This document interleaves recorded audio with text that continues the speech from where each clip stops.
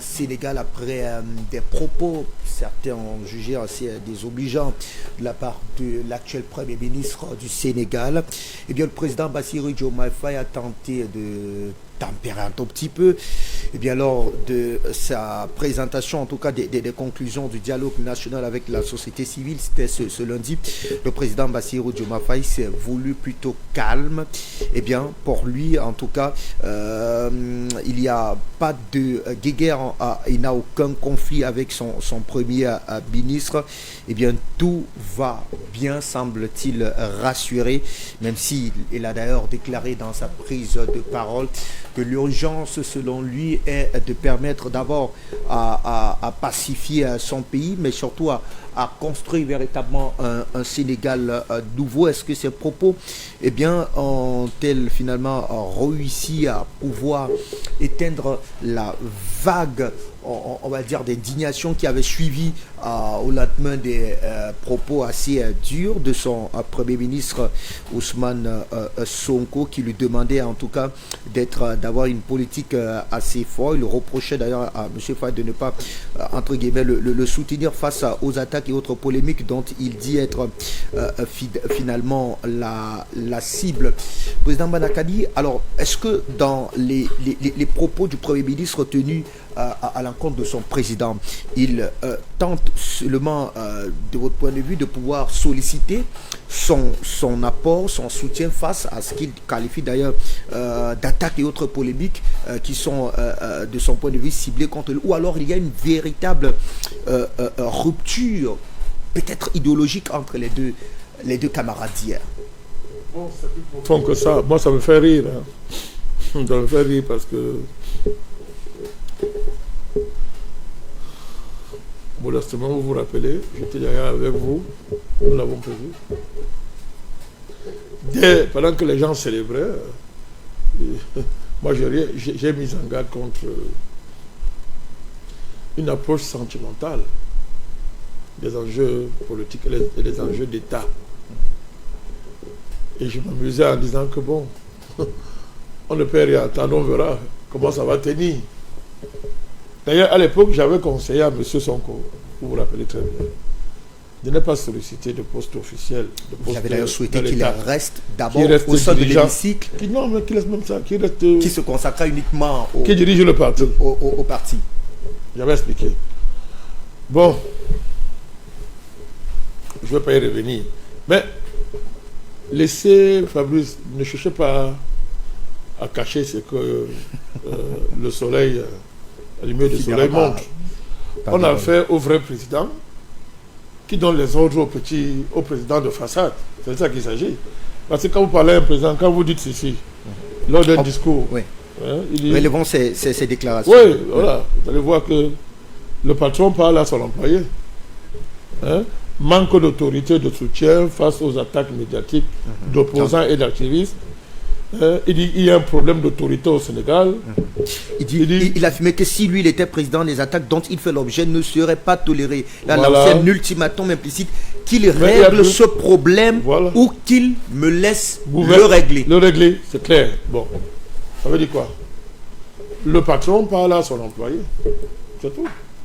Donc, est-ce qu'on n'a pas du mal, finalement, du côté de M. Sonko, à assumer le fait qu'il soit président du parti, où il donne véritablement les grandes orientations politiques, et finalement Premier ministre, où il doit subir non, c'est pas ça qui les directives de son président de la République? Ce sont les effets d'un bicéphalisme mal structuré. Si vous voulez, je peux faire le mot. Oui, mal structuré. Et ça dès la jeunesse. C'est-à-dire quoi? Quelqu'un est dans l'incapacité d'être candidat. Il passe la main à un des cadres les plus importants du parti. Je crois qu'il était vice-président, non? M. Diomaye. Numéro 2, il lui passe la main. M. Diomaye est élu président. Alors il y a un problème. M. Sonko estime que lui, qui, d'après lui, a incarné tout le mouvement qui a évité un troisième mandat pour M. Macky Sall, parce que c'est ça qu'il s'agit, à travers les manifestations, et que d'autres ne faisaient rien, puisqu'il marchait seul, il faisait tout seul, d'autres ne faisaient rien. Il estime que, donc, de facto, Diomaye était un président de nom, de façade. Et que lui, c'est lui qui est le vrai président, parce que c'est lui qui incarne la légitimité politique du mouvement qui les a portés au pouvoir. Il occupe un poste de secrétaire général du parti. Secrétaire général du parti, voilà, merci. Secrétaire général du parti. C'était le numéro 2. Hein? Numéro 2. Tout à fait.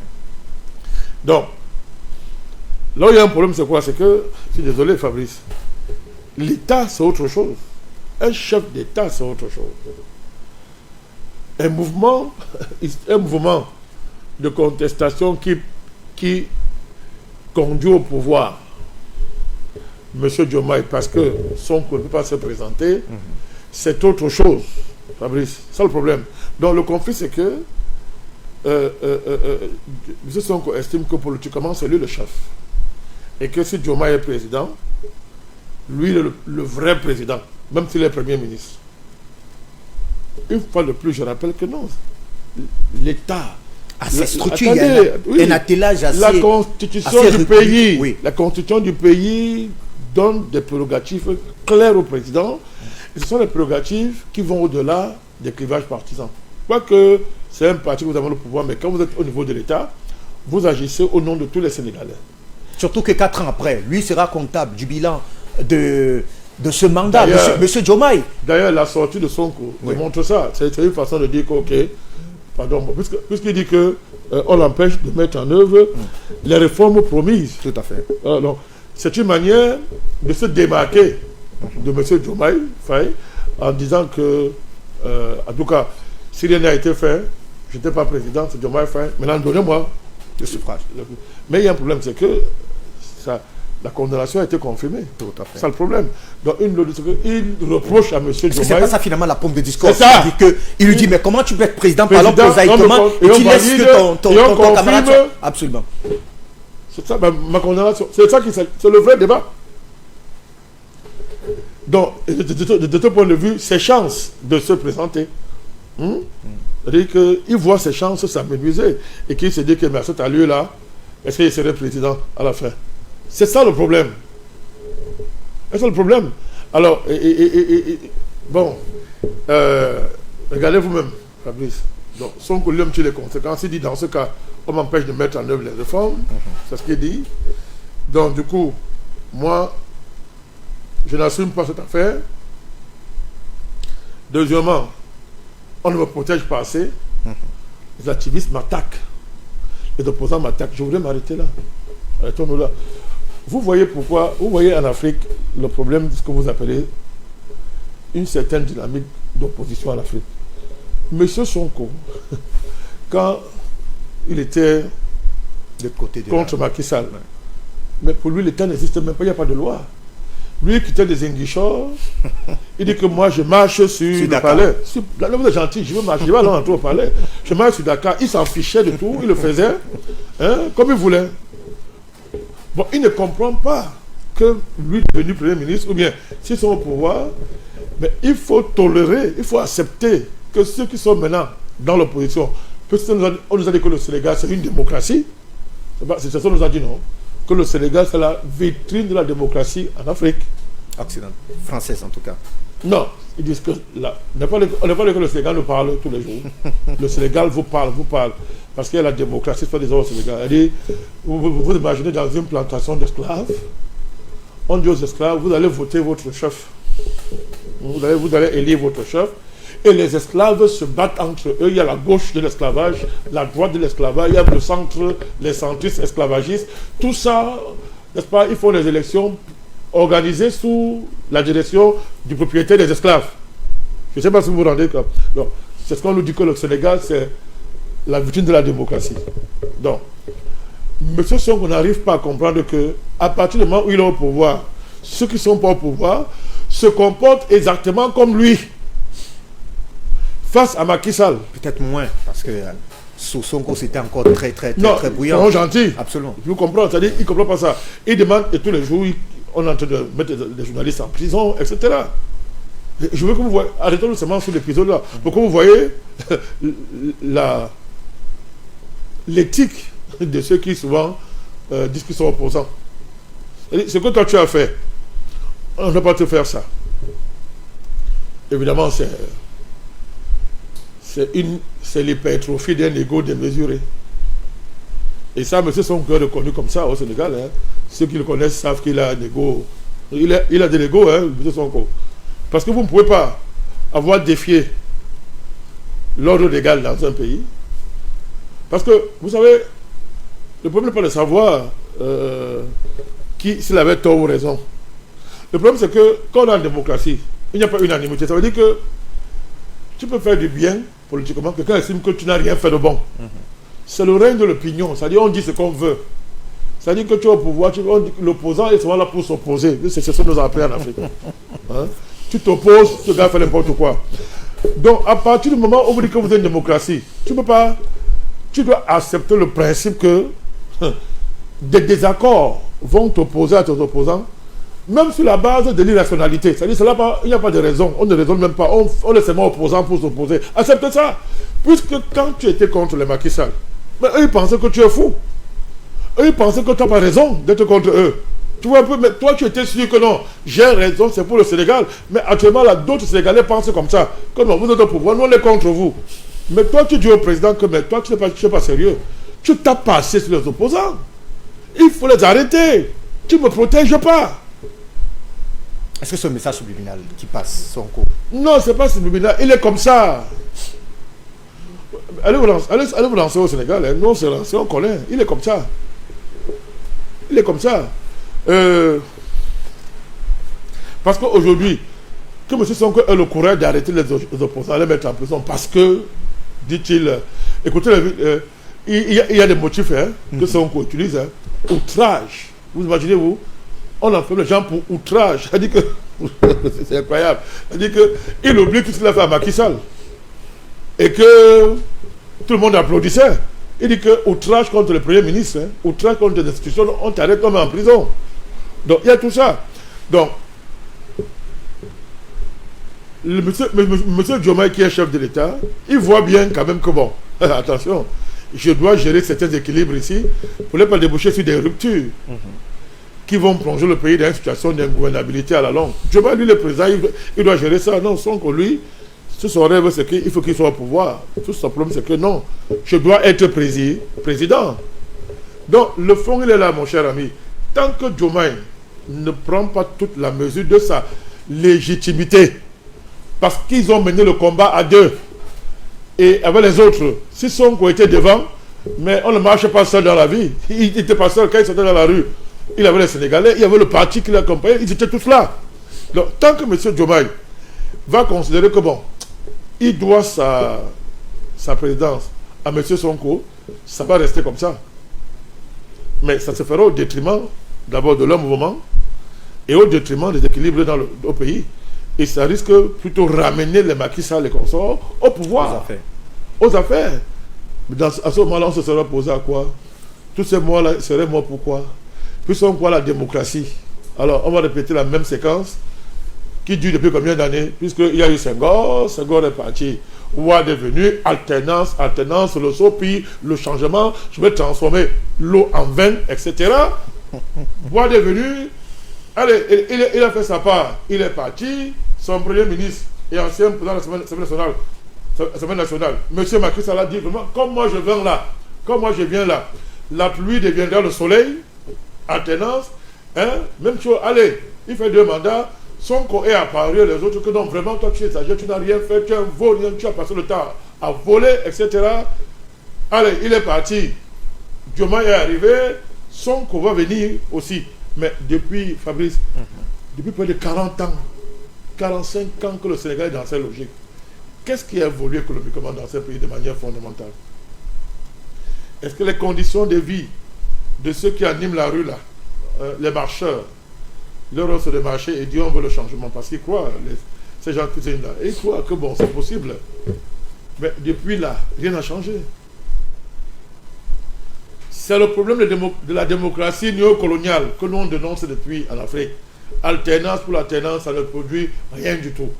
Et le Sénégal est un parfait laboratoire pour montrer aux Africains qui rêvent encore que la rotation des élites néocoloniales au pouvoir ne change rien. C'est tout. Ne change rien. Une vraie démocratie doit s'imposer en Afrique. Et une vraie démocratie celle de la libération, celle qui réconcilie si vous voulez, la défense des libertés et leur promotion, mais l'indépendance, la souveraineté et les performances économiques, dans le sens d'élever le niveau de vie des pauvres, de la majorité. Or, dans tous les pays africains, regardez là où il y a les alternances, les choses s'empirent sur le plan économique. Les inégalités sociales ne font que se durcir et se renforcer. Une élite, une poignée, une élite de bavards, qui bavardent bien, hein, et qui sortent de l'ENAM, de l'ENA. Pour d'autres. Au Sénégal. Hein. Ouais, l'ENA. Au Sénégal. L'ENA. L'ENA. Ouais. Oui, au Sénégal, là-bas. Tout à fait. Tous sont les inspecteurs d'impôts. La clique là. Ouais. Mettez-moi l'expression Sonko, Diomaye et consorts, Amadou Ba, l'ancien premier ministre de Macky Sall. C'est l'aristocratie d'État. Les gars des impôts. Fameux cercle vicieux. Voilà, au Cameroun, on les appelle les ENAM. Et en particulier les gens des impôts au Cameroun. Donc vous voyez très bien que c'est une clique, une minorité qui se partage le pouvoir.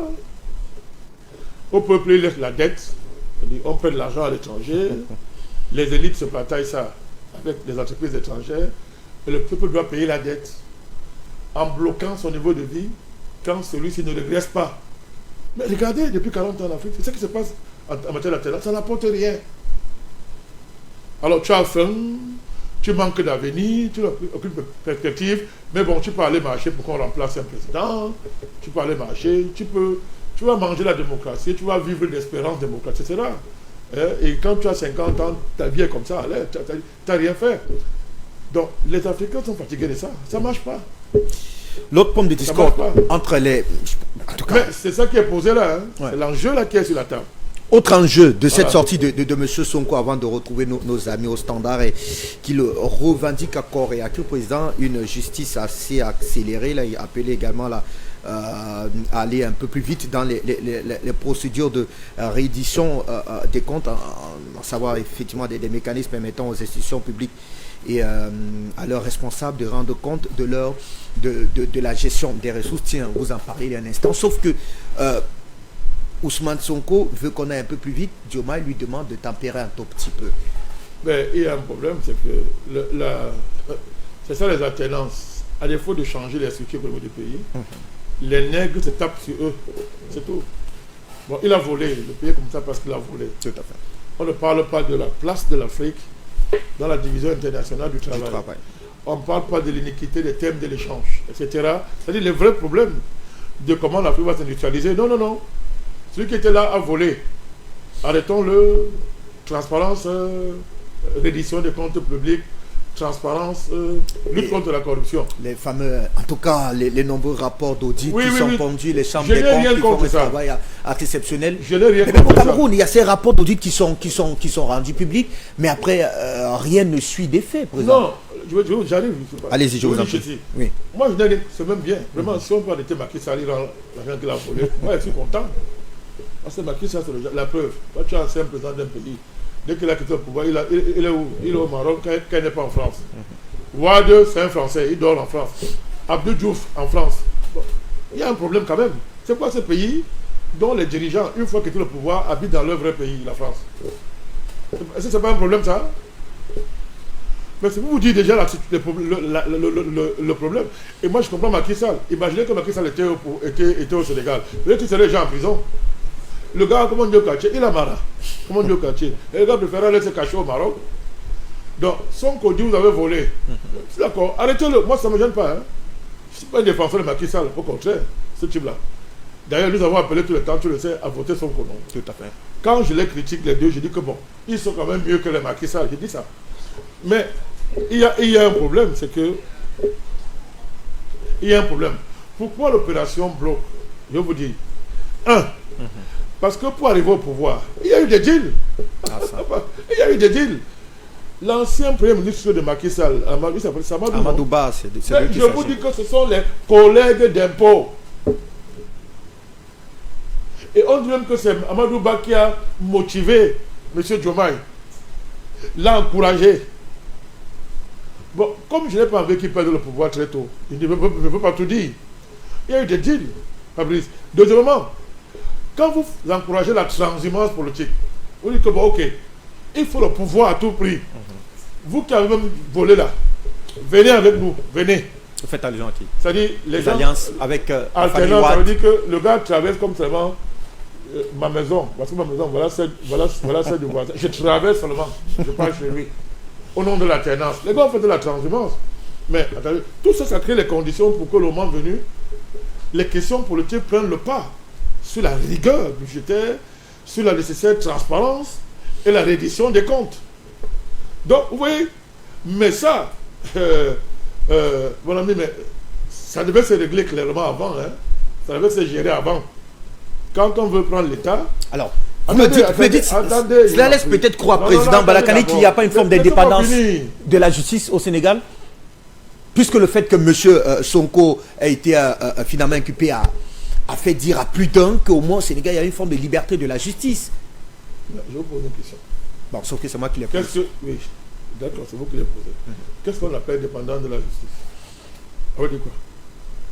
Une justice qui agit sans toutefois subir une forme d'interférence du Avec pouvoir l'indépendance, exécutif et autres. Par rapport au pouvoir exécutif. Absolument. Bon, le même son qu'on reproche à son ami de ne pas le protéger. Hein?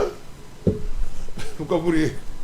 Le même son qu'on reproche à son ami de ne pas le protéger. Il ne le dit pas ouvertement, mais c'est ça le problème. Absolument. Tu ne me protèges pas. Deuxièmement, mon cher Fabrice, la justice est toujours indépendante formellement. Je dis bien formellement.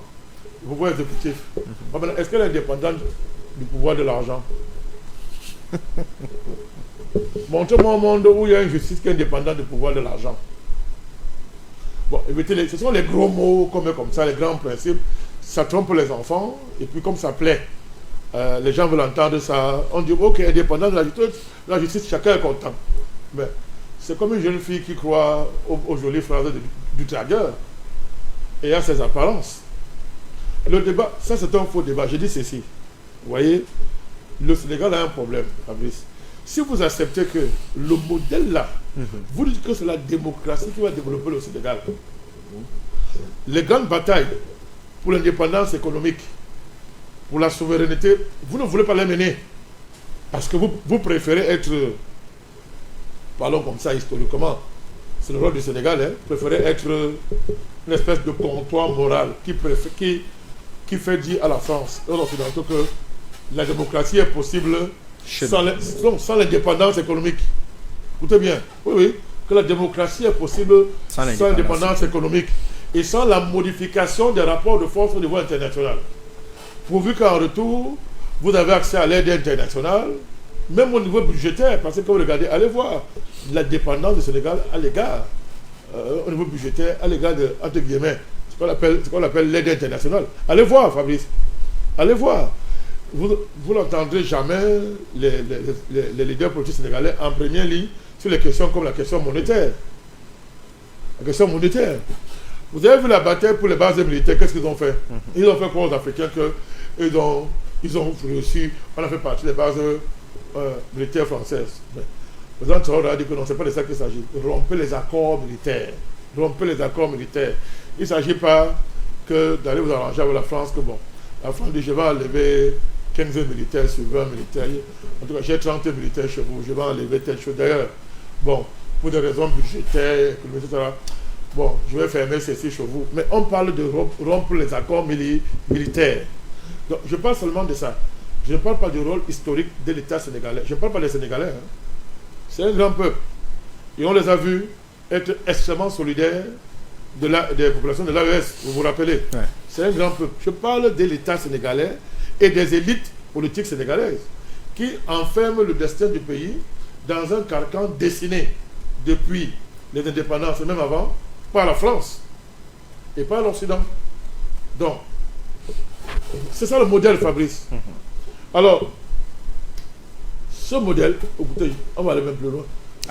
Sonko dit, on dit que le Diomaye et Sonko sont des panafricanistes. De gauche. Non, c'est ce qu'on dit. Mais eux, ils ont dit qu'ils sont panafricanistes de gauche. Maintenant, on est allé chercher, on est allé faire des recherches. On a dit, bon, allons voir ce qui se cache derrière le mot panafricanisme de gauche. Ouais. On a vu que c'est une escroquerie et qu'ils ne peuvent pas l'assumer. Fabrice. Bon, depuis là, vous avez encore entendu le mot panafricanisme de gauche être revendiqué par M. Sonko ou bien par le président Diomaye. Alors, vous voyez que faut pas imposer aux gens les combats qu'ils n'ont pas envie de mener. M. Sonko veut être président. Il veut être président. Mais qu'il attende. Personne ne lui refuse, président.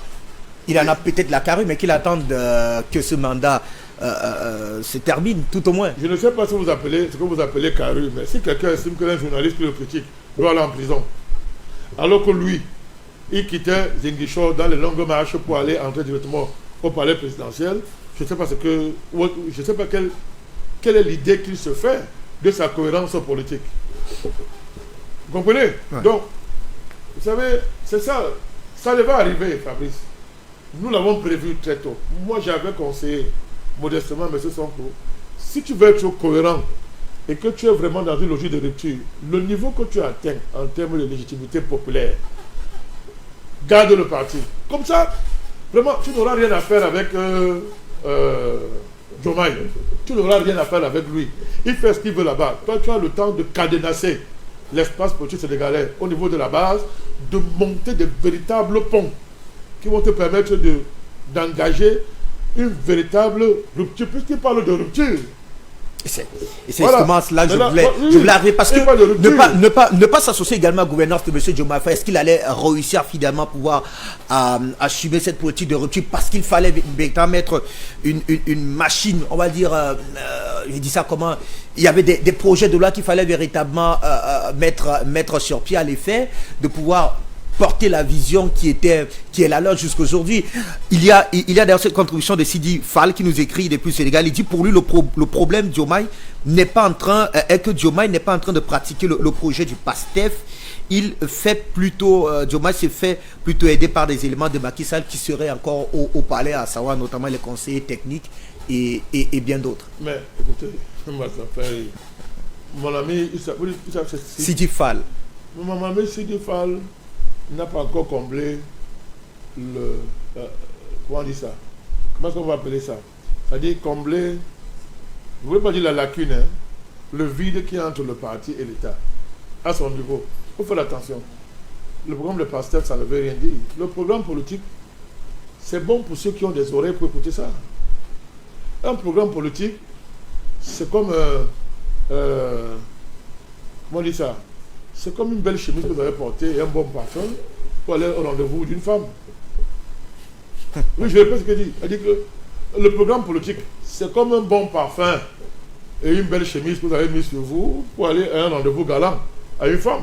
Quand elle va sentir l'odeur du parfum, si vous avez bien étudié sa mentalité, mais vous l'avez à gagner. Sauf qu'on vote sur la base d'un projet politique. Président, vous êtes un homme politique. Oui, ben, je sais, mais c'est pas un homme politique. Moi, je ne suis pas un démagogue. Je répète et je dis, un programme politique, c'est pour enfants. Mais c'est parce que c'est un homme politique que je vous dis ça. Je n'ai pas dit qu'il ne faut pas un programme politique pour gouverner. Je n'ai pas dit qu'il ne faut pas un programme politique pour gouverner. Mais croire qu'un programme politique, on va l'appliquer une fois qu'on est au pouvoir. Comme si le pouvoir, là, vous l'avez dans votre chambre depuis belle lurette, c'est les enfants qui croient comme ça. Donc mon ami Faye se trompe. Sonko le sait très bien. En l'État au Sénégal, il n'est pas possible d'appliquer des programmes là, appliquer ça. Il y a les réalités de l'État qui sont là. Il y a la structure historique de l'État sénégalais.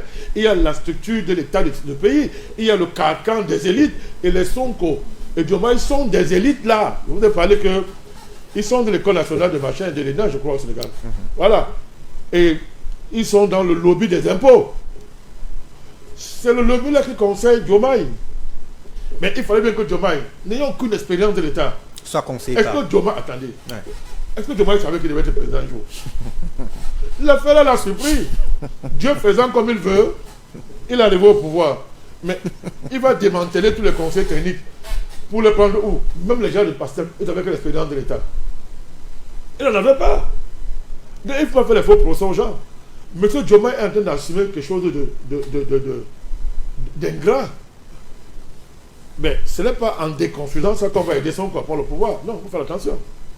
Donc, monsieur... Oh, Fabrice, vous étiez avec moi sur le plateau, non? Je vous ai parlé de tout ça avant, non? Je vous ai dit que ça va... Je vous ai bien expliqué que les réalités de la structure sociale, la structure anthropologique, de la structure historique du Sénégal et de l'État sénégalais va rattraper les Sonko parce que ils ne se sont jamais inscrits dans une dynamique de rupture en réalité. Parce que quand vous voulez, les gens se trompent. Hein? La rupture, ce n'est pas le fait que vous avez les milliers de personnes derrière vous dans la rue. Les gens se trompent beaucoup. C'est parce que vous avez 100 000 personnes derrière vous dans la rue, 200 000, 500 000, 1 million que vous voulez rompre. C'est quoi la rupture pour vous? La rupture, c'est l'orientation que tu peux donner à un État quand tu prends le pouvoir. Et ça dépasse, ça n'a rien à voir avec les marches dans la rue. Il faut, une fois que tu as une base populaire, il te faut des cadres politiques préparés à ça. Il faut être en mesure de bousculer les vieilles habitudes qui se sont établies dans un pays et qui ont généré des lobbies, des mafias, etc. Mais je vous dis que, est-ce que Sonko s'est préparé à tout ça? Quand vous connaissez, prenez le pouvoir par exemple peut-être pas Sonko, peut-être Diomaye. Non, je parle de Sonko. Diomaye, c'est accidentellement qu'il est arrivé au pouvoir. Celui qui portait la fête, c'était Sonko. Est-ce que lui, il a pensé à ça réellement quand il parle de rupture? Parce que, regardez au Sénégal le pouvoir des marabouts. Hein? Les marabouts au Sénégal. Non seulement les marabouts au Sénégal. Mais ces gens-là, vous ne les bougez pas n'importe comment au Sénégal. Vous ne les bougez pas n'importe comment au Sénégal. C'est ça, vous voyez ce qu'on appelle les permanences anthropologiques du pays. Vous ne les bougez pas. Je parle maintenant, prenez maintenant ce qu'on appelle le sérail.